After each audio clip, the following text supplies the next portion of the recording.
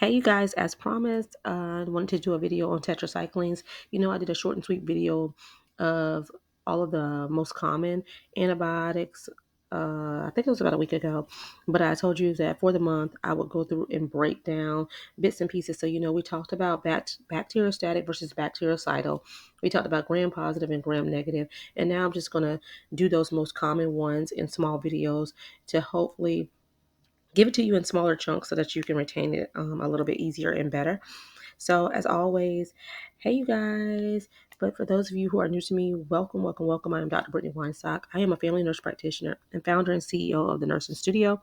I design these videos to help nurses and nurse practitioners have success on exams, boards, as well as in practice. But I always say, remember that there's no absolutes in medicines. We treat on a patient by patient basis. So use this material as such. Things change, things vary, but I give this to you so that you can have success in those areas. But take it as that. So let's get into the tetracyclines. Now, this video will be short and sweet, but I like to give you the highlights so that you're able to quickly identify these medicines and know the things that you should quickly know when taking the exams as well as treating patients, right? So tetracyclines, as I tell you with all medications, know those endings. So they will end in cycling. The common ones, like that doxycycline. Minocycline is how I pronounce it, the one that's MINO cycling. But tetracyclines are bacteriostatic medications. As I explained in the bactericidal versus bacteriostatic video, static, we know, means to stop movement, to be still, right? So it stops the growth of the bacteria.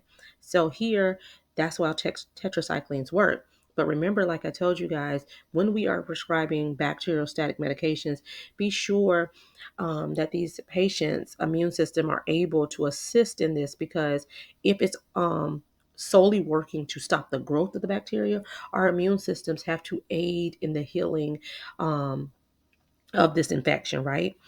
Tetracyclines are also broad spectrum, meaning that it covers a wide range of bacterial infections, but we commonly know them to cover things such as moderate to severe acne. So, like patients who may have been utilizing topical and need a little bit more assistance, and that's where we give those oral antibiotic like our tetracyclines, right?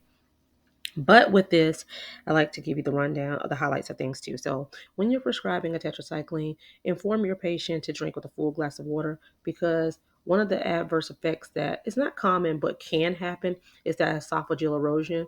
Think like bisphosphonates, that can happen with that as well. And we like to explain to the patients, drink that full glass of water.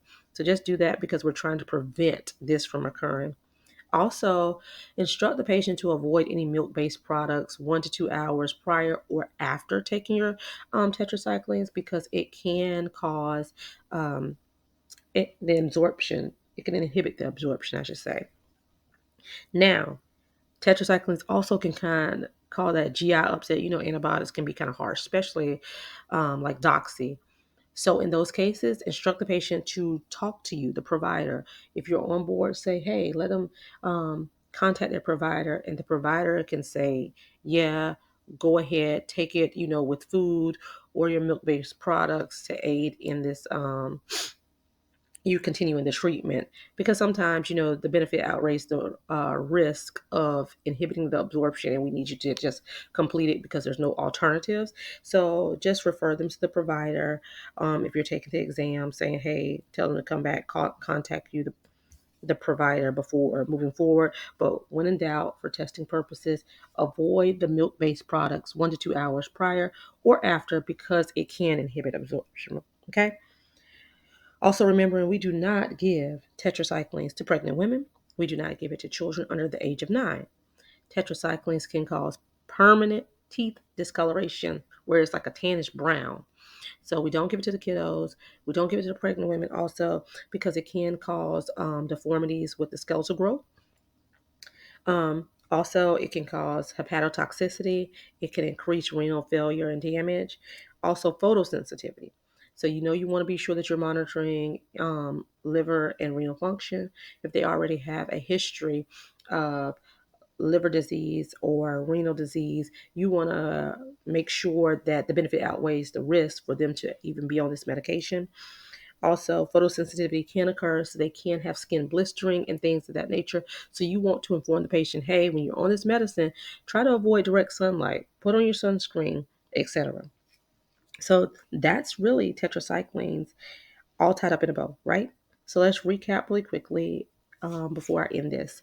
Tetracyclines end in cyclines, right? You know your doxycyclines, your aminocyclines. They're bacteriostatic, again, meaning that they stop the growth of the bacteria, right? So you want to make sure that the person's immune system is also able to aid in clearing this infection. It's a broad spectrum antibiotic, meaning that it covers things on a wide range, commonly those moderate to severe acne. Also utilized with like malaria, things of that nature. You know, you'll see doxy sometimes used with Lyme disease, but most commonly that moderate to severe acne. Do not give it to the kiddos under the age of 9. Do not give it to pregnant women. You know, it can cause permanent teeth discoloration, skeletal growth deformities, photosensitivity, hepatosensitivity, as well as renal damage. Avoid milk based products 1 to 2 hours prior and after taking because it can inhibit the absorption of the tetracyclines, and tell them to take it on a full glass of water. Okay? Um, I will do some questions with these antibiotics periodically throughout the month as well, but I want to give you some more information and more videos on the antibiotics and the breakdown first, and then we'll start incorporating practice questions. But you guys, I hope you found this helpful. As always, thank you guys for watching. Be sure to like, comment, subscribe, share with whomever you may think may find this beneficial. But be sure to meet me back here tomorrow as we cover macrolides. If you have any questions, if you want to do any one-on-one sessions, if you have any questions about the review, we also have our upcoming 5-week course.